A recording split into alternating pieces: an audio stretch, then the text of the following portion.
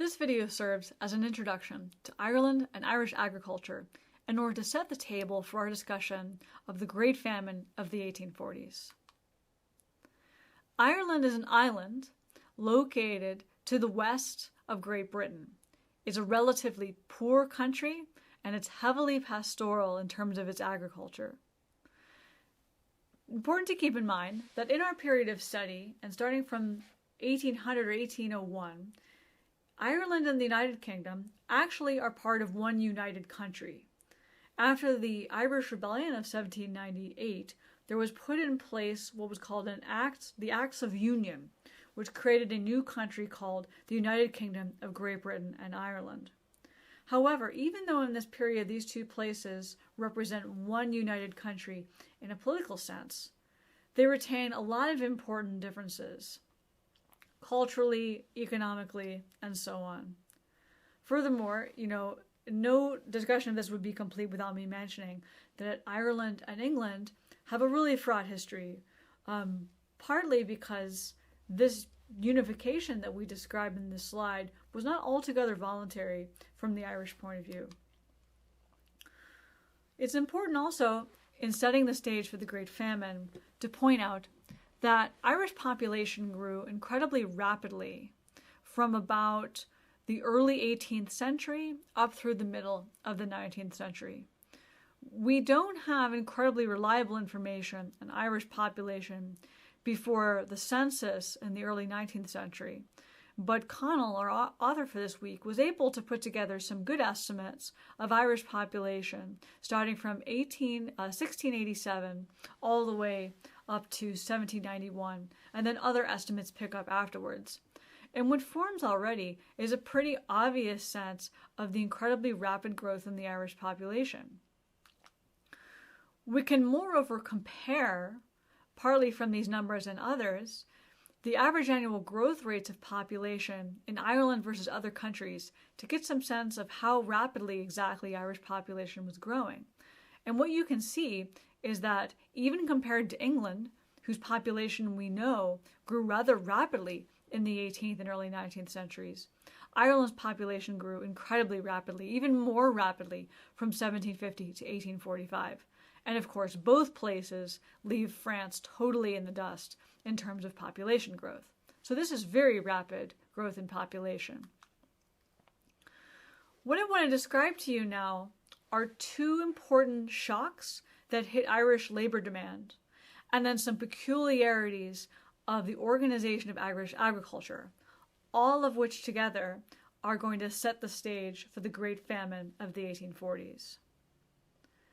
In the 17th century in Ireland, Irish farmers and other enterprises actually produced a considerable amount of proto-industry. There was manufacturing of a small scale happening all around Ireland. The British Industrial Revolution, of course, really affected these industries in Ireland. Now, in the early stages of the British Industrial Revolution, when there were mainly advances in spinning, actually the British Industrial Revolution was rather good for Ireland. Those advances in spinning gave weavers a cheaper input, and so actually could have given a boost to the kind of weaving that was happening within Irish households, within Irish home production.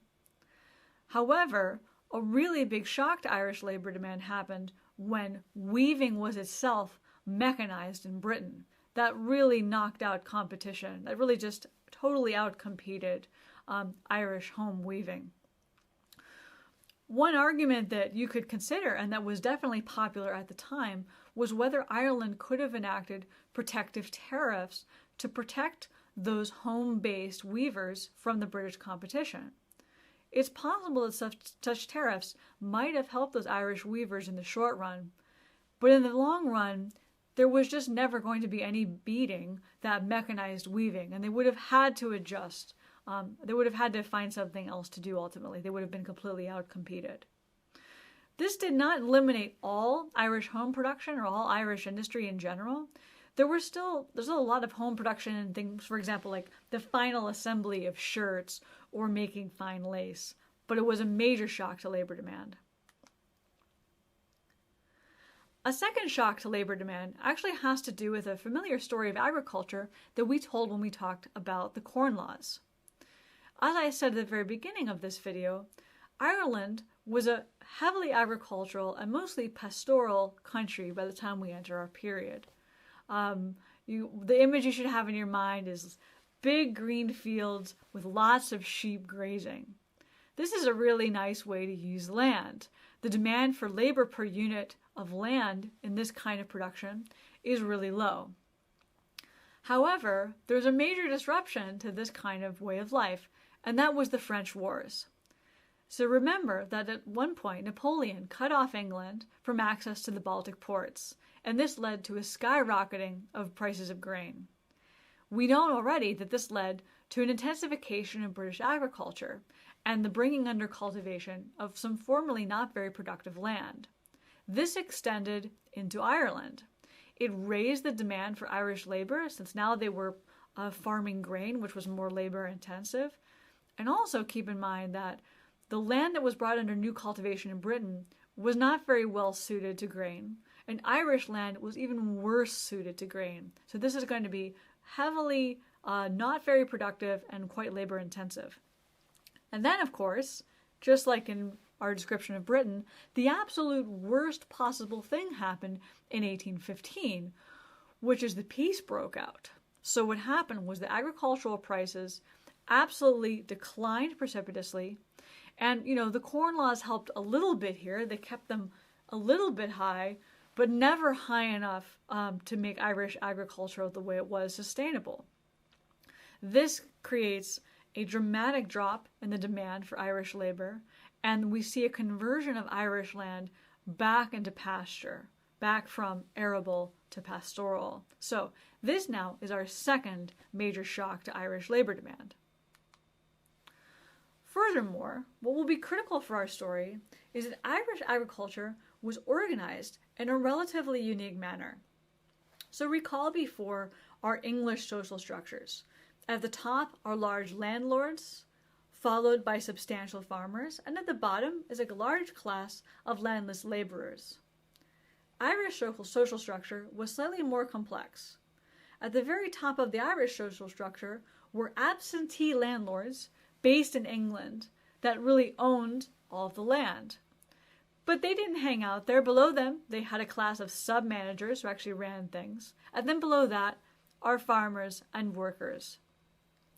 Sub-managers, again, are these folks hired by absentee landlords to oversee their large estates that they just know exist on paper and they happily enjoy some profits from. Irish farmers, meanwhile, while they were bigger in size, while their farms were bigger than those on the continent, they were less substantial than those we've described in England. What's really unusual is the way that Irish farm workers were paid. Irish farm workers were not so much paid in money wages as paid in kind. They were paid with 1-year leases on which they had some land to grow a kitchen garden. So what they got was what was called coniker. Workers were given coniker, which were 1-year short leases that they leased from farmers on which they could plant primarily potatoes, so plant food in order to feed themselves. These workers were landless, except for these small plots of land on which they could grow primarily potatoes. Why potatoes? Potatoes are now entering our story for the first time. Potatoes are a really special crop. They give you the maximum calories per day of any crop you can grow. They are really amazing. You may not have known, but now you will, that it is possible to more or less subsist on nothing but a diet of potatoes and milk. What you would be missing if you had this diet was a few nutrients like molybdenum and riboflavin, but you can make up for that if you throw in a handful of oats or some vegetables or a piece of meat now and then, which wasn't too hard to expect. A diet consisting of almost entirely potatoes and milk is maybe not the most interesting thing to eat, although honestly I'm starting to get kind of hungry thinking about it, but is definitely enough for subsistence. But to put some numbers on this, to give you a sense of what you'd have to endure for this kind of diet, an adult working male, to get to the caloric requirement they would need for heavy work of about 3,500 calories, would need to eat about 10 to 12 potatoes a day in various forms. So this is quite a lot to ask. Moreover, why were these potatoes grown locally on these conifer plots? Well, potatoes have a lot of water. They're really heavy. You can't ship them very easily. They kind of lose a lot in shipment. But the other side of that, of course, is that thieves don't want to take them either because they're difficult to transport. So they're grown locally. But potatoes are amazing, and that basically you plant them and they succeed. They are really robust. They're practically a risk-free crop. So they have a lot of attractive features in this environment. So let me wrap up now this introduction to Irish agriculture. What we have had is two major shocks to Irish labor demand. Proto-industry has been very greatly hurt by British industrialization, especially mechanization into weaving. And the end of the French Wars in 1815 ushered in a conversion of arable land back into pasture, which doesn't need as many people. So look, with these two shocks to labor demand, there was always going to be a major adjustment experienced in the Irish economy as it got back to its old pastoral agricultural equilibrium. But the thing is with the unusual Irish agricultural structure that we've described and a dose of bad luck, Ireland experienced a terrible famine that killed about 1 million out of the 8 million people in the Irish population. Next, I'll describe those events to you.